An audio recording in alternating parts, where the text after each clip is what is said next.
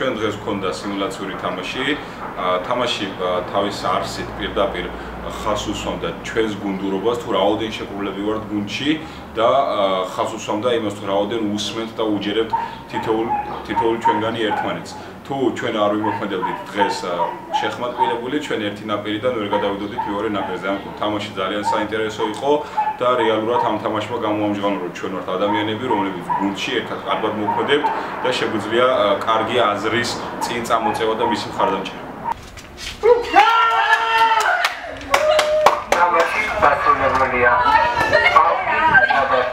თამაშის შემდეგ ბევრი რამე გამოიკვეთა. ეს იყო ინიციატივები, ეს იყო ერთმანეთის შეგრძნება, თუ ვერ გრძნობდი შენს წინ მყოფ ადამიანს და უკან მყოფ ადამიანს შედეგს ვერ დადებდი. ყველაზე კარგი რაც გამოიკვეთა ჩემი აზრით და რაც ამ თამაშო გასწავლა ეს არის, რომ ერთმანეთს საჭირო არის გუნდურობაში ინიციატივების გამოჩენა და მეორე ეს არის ნდობა, თორე წინააღმდეგ შემთხვევაში ინიციატივას ვერ გაყვებინა. ამ ორმა ადამიანმა მაინც ინიციატივები გამოიჩინა. დანარჩენებმა არჩიეს სხვის ინიციატივებს გაყოლოდნენ. მართლაც რო გუნდურობა იყო, დღევანდელი თამაშიდან მართლა საინტერესო შედეგი მოგწა, იმიტომ რომ მე გავიგე ინფორმაცია, რომ ჩვენი გუნდი მართლაც შეფრულია და ერთმანეთის თანადგომით ვაგრძელებთ სულას.